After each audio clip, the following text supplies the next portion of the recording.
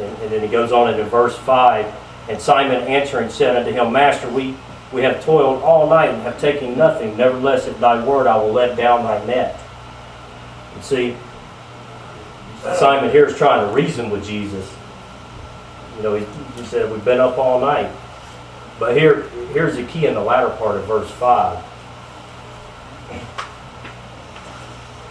Simon states, Nevertheless, at thy word I will let down thy net, or I will let down the net. Now, is there a net we need to let down? Is there a net we need to let down in faith or in confidence in Christ? It doesn't matter how much we've tried and been successful at something. See, many of you know that I had failed out of medical school. I've told you guys the story before. And my wife could tell you probably many more failures in my life. But you see, as I started college, or I started med school in the military, it was a means to use the Army to do the medical school and then to transfer it to a medical missions degree. You see, I had it all planned out. But all along the way, God had His plans for me. He knew exactly what He had planned. So what we think what is best for our lives is not always the case. Because as I'm applying for the chaplaincy right now, it shows that He had the plans all along. So He prepared me for the last 14 years of serving people physically as a medic, but now the opportunity is at hand to serve and love people spiritually. So if we allow Christ to work in our lives and we're faithful to His commands, then we can see, and we'll always see, His power displayed. And so as we enter into deep seas of faith and life, as I said, we need to enter with faith. But the second thing, we must enter with fear. Verses 6 through 10, the fear of the Lord is a necessity. We must understand that the fear of the Lord is a necessity. He says in verse 6, enclosed a great multitude of fishes, and their net brake. See, this great multitude of a very large amount of fish was causing the nets to break. And then in verse 7, he beckoned unto their partners. So here's a sense of urgency, right? I would think they'll probably say, hey guys, hurry up and help us out here. These nets are about to break. So imagine they'd probably never seen this amount of fish before. But I want to focus in on verse 6 specifically, if one was reading about the nets here. You see, there are several versions, but if one was to read break versus causing the nets to break, one could be prone to ask if the net had broke or not. But I did some research, in the Greek verb for break is dihabenugma, which is the breaking of a net. So the friends in the other boat over here, they came to help bring all these fish into their boats. Then the boats began to sink. So one could understand well now that they signaled their partners, but what does the word in the next verse, beckon, mean? This word at first glance, again, it would seem something like the urgency. The word beckon, it occurs 6 times in the King James Version in 6 different verses. But in this particular verse, the Greek word is katanua. It means intensive. So the disciples were crying out of necessity here. And we know from Mark chapter 1 verses 16 through 20, it tells of an account when Jesus first called out Simon and Andrew and James and John.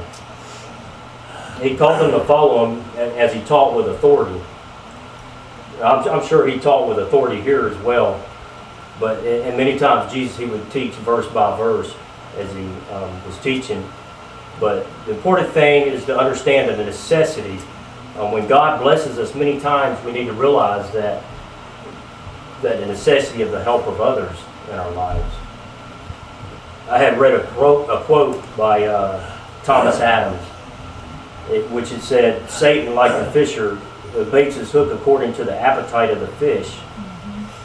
Well, see, when I speak of the fear here, our second point, I'm talking about a different fear here. When I say a fear of the Lord is a necessity, also the fear of the Lord is to hate sin. See, in verse 8, when Simon Peter saw it, he fell down at Jesus' knees, saying, "Depart from me, for I am a sinful man, O God." See, Peter realizes here his sin of unbelief in Christ's power. But the latter verse of verse 7 that I just read, the ships begin to sink here. And Peter says, "For I am a sinful man." See, to hate sin, one must come to the realization of God's power. And we must be so awestruck that we won't want to be a part of any ungodly thinking. So to hate sin, there must be a change of direction. Jesus tells Simon not to fear. In this latter part of verse 10, he says, "Fear not, for henceforth thou shalt catch men." So he says, henceforth, which means so he's no longer going to be doing what he used to do. The time is now for the change in his life. Jesus is telling him, from now on, your direction in life will change. As we enter in this sea with faith and fear, thirdly, we must enter in with a future. Look with me in verse 11. "And when they had brought their ships to land, they forsook all and followed him." So there must be a forsaking. Verse 11, they forsook all, they abandoned, if you'd say, they left it destitute. So these men, they had got the catch of their life, and now they're to abandon everything. But then they're charged to catch men. And I believe it can only be done as we abandon all things which get in the way of serving God in our lives. Imagine with me, two soldiers. They come in for the first time to their commander, to a new unit. The commander throws a hand grenade when the first soldier comes in.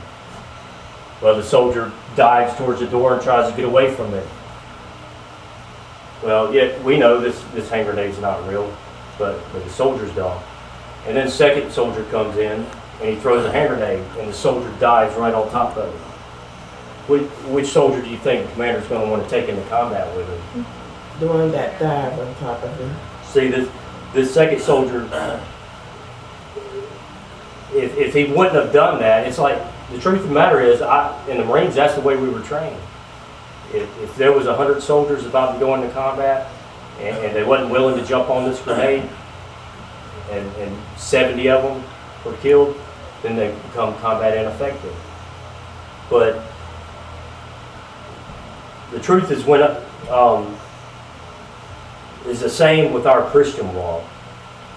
To be willing to forsake all, one day it may mean to stand up for our faith, but it's not always the case for Christians, But upon Peter's death, he's said to have been martyred by the Emperor Nero.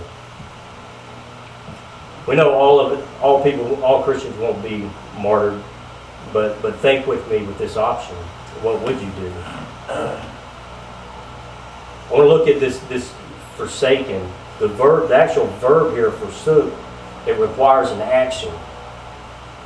And it's letting go of our selfish desires and allowing Christ to control all our plans.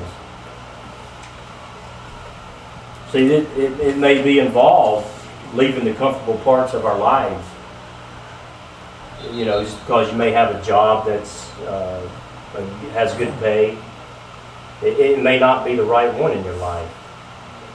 But we must be willing to be kingdom-minded, which entails our future being kingdom-minded is to allow Christ to control our plans